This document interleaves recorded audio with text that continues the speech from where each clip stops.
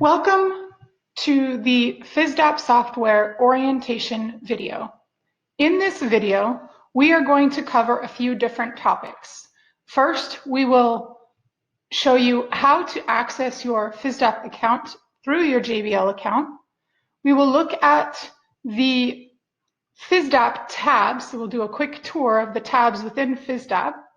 We will also spend time on the Shift Schedule tab and Skills and Patient Care Tracker tab. We will also look at how to add a lab practice item, how to add a patient and a skill that was performed on that patient, and we will learn how to lock shifts.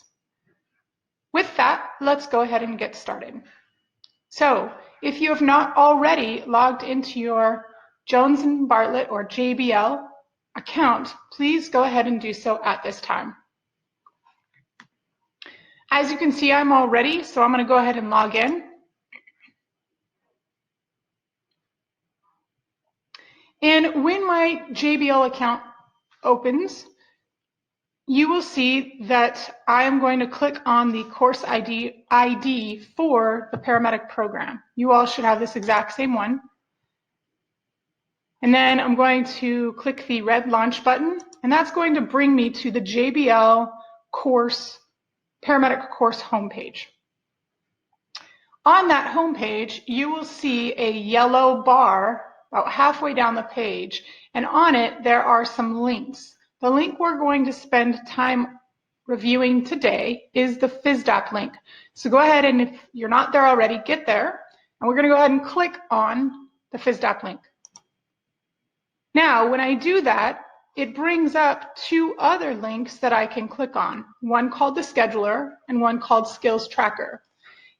It really doesn't matter which one you click on to enter Fisdap, because once you are in the Fisdap website, you will be able to skip from one tab to another, so you can see both of these pretty easily once we get in there. So we're going to go in through the scheduler.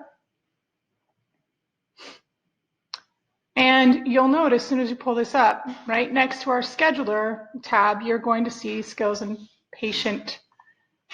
I apologize. You'll have a shifts tab, and in that shifts tab, you have schedule and you have skills and patient care. You can click on either of these and it will pull up that sheet. So while this is populating, let's look at a few things. In the scheduler, you will notice that there are 3 different types of shifts that you might be scheduled for. They are color-coded.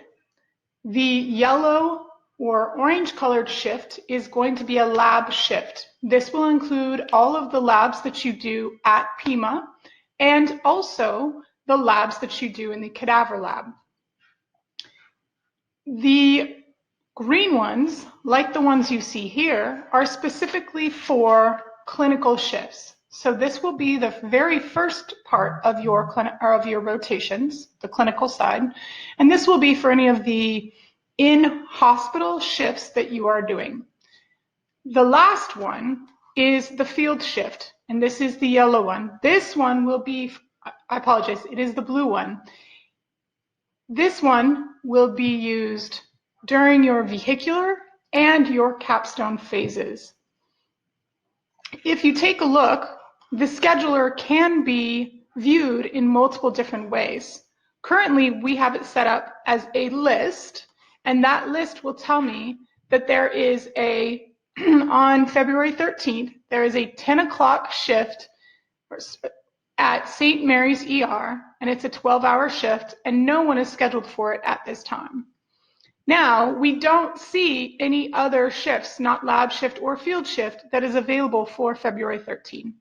We could also look at it by day, by week, or by month.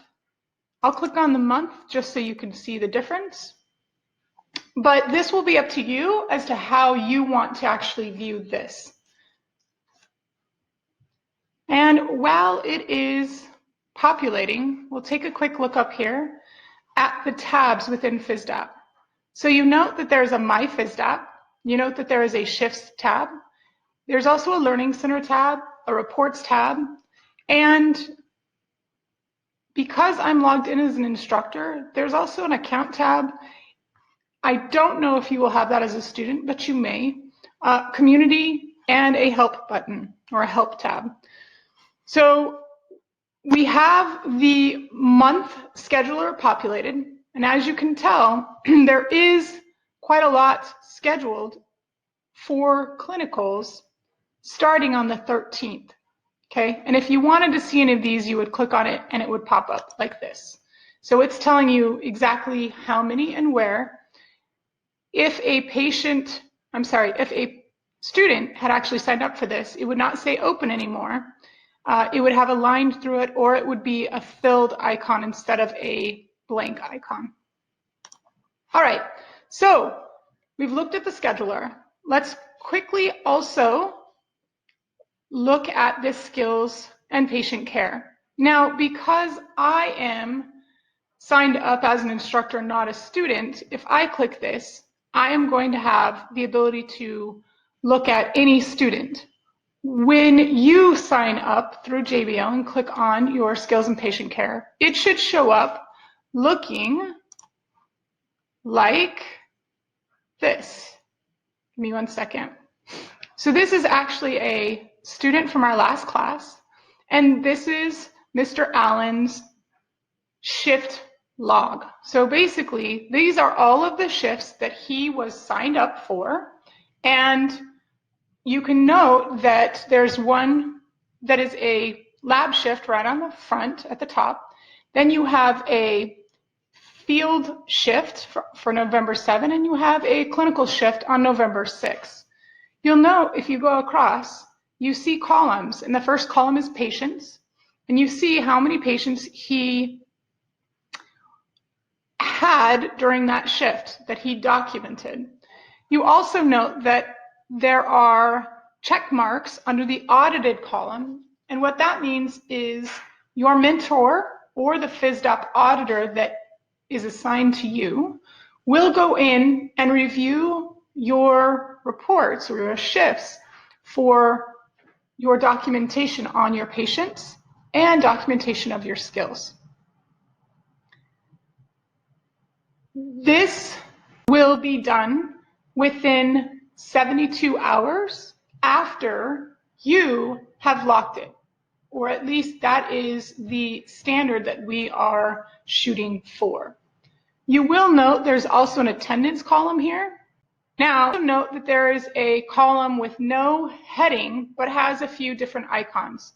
So the paperclip icon is to attach things. Now, for your labs, you will not need to attach stuff, but for your clinicals, you will be expected to attach all of your documentation that you create during that shift. We will go more into that later. Just know that that is a requirement and it is lined out in your handbook. Another thing that you see is a comment section. So this is where your auditor can leave you a comment, whether something about, hey, really good job on this, that was a hard patient, or this is disjointed and needs some work so that it paints a good picture, okay? And they may also say something to the effect of, you've not completed this in a timely manner, thus you will be losing points on that. So just, this is important. You want to be able to review those, and so you want to know, one, how to access them, and two, how to respond to them. So I'll show you that in just a second. And then this X, this is something that you may or may not have, but this is actually where we can go in and remove a shift. Now, we don't do that very often. We tend to leave them and change something under the attendance so we know that you did not go to that shift. All right, so I mentioned comments and I mentioned being able to see them. So there are a few things that will happen. One, as soon as someone sends you a comment, you'll see that there on your shift log here, you will see that you have a comment there. So you would click on that to see what the comment was. So I'll just leave a quick comment for Cody, or I'll show you how we would do this. So I'm going to say, good job, Cody.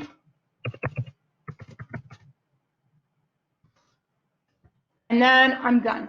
Then I can send it to Cody. And if I wanted to, I could send it to someone else, one of the other instructors within Pima. And then I would just hit save. And now, if we go back to his shift log, you will see that now he has a comment there. Okay? Now, there's another place that you might see your comment. This is an area where you are going to receive messages.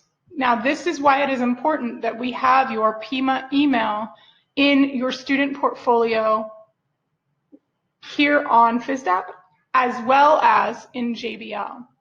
So if I send a comment, you're going to see that show up. Now, it didn't show up for Cody because I'm not in Cody's account. I'm using my account. But it'll say, you know, Bonnie Taylor sent you a message or a comment, and then you will click on that and it'll automatically take you to that shift page. Okay, so we have talked about how to access your Fisdap account through JBL, and we talked about the shift schedule tab, and we have just gone over pretty briefly the skills tracker tab. We'll come back to that in a minute, but I want to finish up the quick tour of the different tabs. So my Fisdap, obviously you have a dashboard. You do have quick links over here as well. So if you want to go to a place to see what you want help from Fisdap, you can go ahead and click on this tab here, and it'll automatically take you to this tab and open up their help section. If you were requesting a shift that had to be approved, your shift would be here, and you would see if it had gotten approved or not. And if you have past documentation, it would show up in this area here. Okay.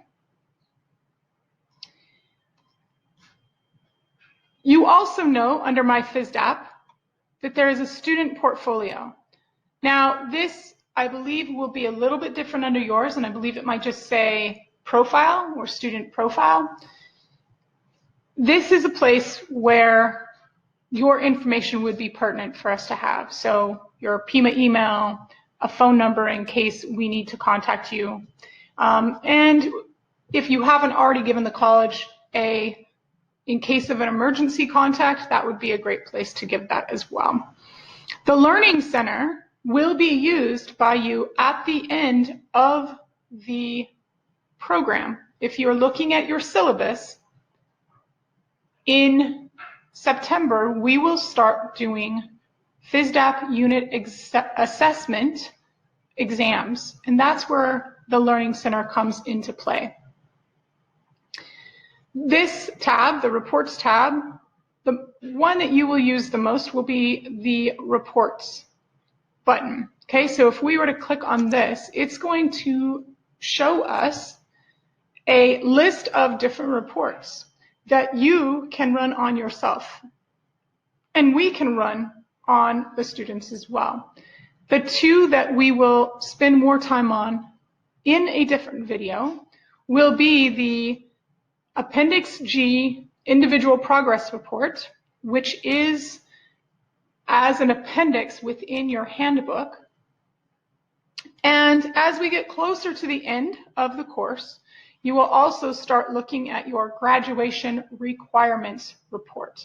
That is important because that outlines what the requirements are for you to graduate. Another one that you could access is an hours report, but there's an easier place to access that for you as a student, and it will be at the bottom of, it'll be at the bottom of the skills and shift skills and patient care page. So this is the page that lists all of the shifts that you will be assigned or that you will sign up for. So scroll all the way to the bottom here and you see you can actually click on Cody's hour report, his graduation report, and his attendance report. So as far as the tabs across the top, the help tab is pretty self-explanatory. And again, the account tab and the community tab really aren't going to be things, if you even have them, that you'll really need to utilize very much, if at all.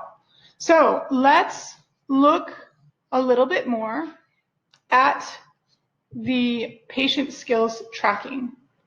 So we want to know how to actually add a lab skill item, and we'll go into this lab that I've created for Cody, and I'll show you how to do that. Well, we have not created one for you yet. You will have the opportunity in the next few days to actually do this for real. So a few quick things to point out. One, this shows you what date and where and how long this shift is to last. So this is important for you because is looking for trends. So if you are asking every shift, there is an issue, and that becomes an accountability issue and a time management issue on your end. So you want to make sure that you get these locked as soon as you can, and definitely before the 72 hours. Okay, enough on that. So you want to add a patient or a lab skill to this lab. So we're going to scroll down past this graduation requirement. We'll talk about that at another time. And you want to add a practice item. So today I'm going to have Cody. He's going to practice joint splinting. Okay, so I've clicked joint splinting and now I'm going to hit go. Now this is a checklist or a skill sheet very similar to the skill sheets you saw in your EMT psychomotor exam. So if I am going to evaluate Cody, everything looks good here. But if Cody is going to be evaluated by, say, Mark, he needs to go in and change the instructor to Mark. Then we would enter in the date, and we would go through as Cody is completing his joint immobilization, and we would check off whether or not he did everything well, or if he needs practice on that, or if it was not applicable. At that point, we will go to the very end. We will hit submit and close, and this will populate onto Cody's log of skills that he completed for that shift. Okay, there you go. Now, if you are using a partner, a peer, to evaluate you, which you will do for some lab practice items, you're going to just click here and that can add your partner. And this allows you to use the same computer instead of having multiple computers. We'll show you that hands-on at a different time. If I wanted to add a patient to this lab, and you might need to, we click add patient here, and this is going to bring you up to the documentation part of Fisdap. Note that you have two pages. You have page 1 and page 2. Page 1 is going to be your patient demographics, what's wrong with your patient, and also what skills or patient care you gave to that patient. And second, page 2 will be your narrative, okay? For the labs, the majority of your patients will not have a narrative. Some will, and you will be told which ones you must do a narrative on the day of the lab. We won't spend a lot of time on this. I just want to have you see a few things. One, you need to make sure that you click patient. Under patient assessment, you need to click that you perform the patient interview and the patient exam or you will not receive credit for the patient, even in a lab scenario. If you are doing a skill, you'll see the different skills here. You can click on one of these, and for instance, airway, if you performed the treatment, so you are doing the skill, and you are expecting to get credit for that skill, you must click that button. If you don't, it will not give you credit for it.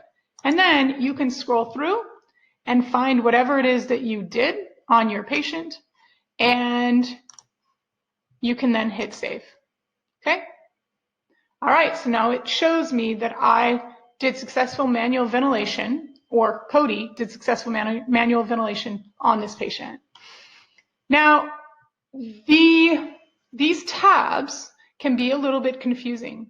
So I encourage you to spend a little time in here looking at the different tabs and what is in each tab. For instance, a lot of students think that the airway tab is where you would find oxygen. Actually, it's under meds, okay? Other is where you're going to find some of those skills like long bone splinting or use of a litter. Those are rapid extrication. Those are all going to be under other, okay? And I believe delivery of normal and abnormal, normal and abnormal delivery, I believe also fall under there, okay? So know that these can be a little confusing, so spend some time and understand them before you have to start documenting live patients. All right, and then the narrative section, it's pretty simple, pretty self-explanatory.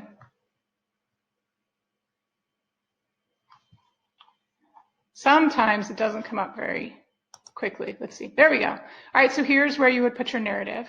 Now, I would encourage you to write your narrative in a Word document that can check for grammar and spelling errors, and then cut and paste it into Fisdap. One of the reasons for that, we have had issues in the past with Fisdap dropping narratives, and you don't want that to happen, especially if you are spending a long time writing a very thorough narrative and you have 7 or 8 patients that you're documenting. You want to make sure that you get credit for that and don't have to redo your narratives. So I would make sure you do that. Okay, so let's say that we're all done. This is autosave. You can always hit save. And then you can go back to the main lab page. The lab, yeah, there we go, to the lab shift. And say I'm done and I don't want to do anything more. I am going to hit lock shift, okay? Now, because I had entered a patient or said that I was entering a patient, it's not going to let me go past without actually entering in this information. So I need a primary impression and age and gender. So I'm going to go down and I'm going to add that.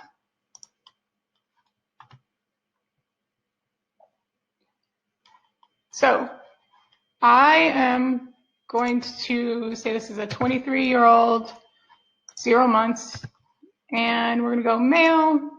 And we are going to say that he has pain and we'll say swelling and wound, okay? And our primary impression is trauma other. Oh, actually, we'll go with trauma extremities. All right, so now I'm going to hit save, and I should be able to now go in and lock my shift.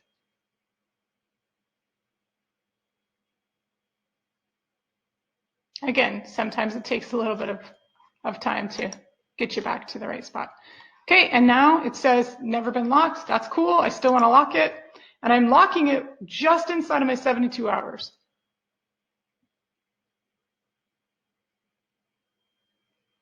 And now I can look and I can see this icon shows that it is locked. Okay, so if I wanted to unlock it for some reason, you could click on this. Now, as a student, you can't do this, but I can do this. I can actually unlock his shift. And note, this icon here it shows the lock itself not locked. It's an unlocked shift.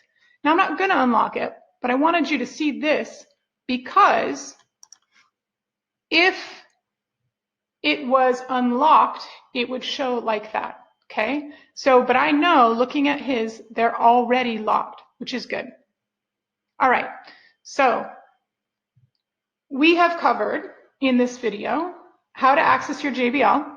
I'm sorry, how to access your Fisdap through JBL. We've done a quick tour of the tabs in Fisdap. We've looked at the shift schedule tab as well as the skills and patient care tab. We have added or shown you how to add a lab practice item and how to add a patient and a skill. We've also shown you how to lock your shifts. So this concludes this video.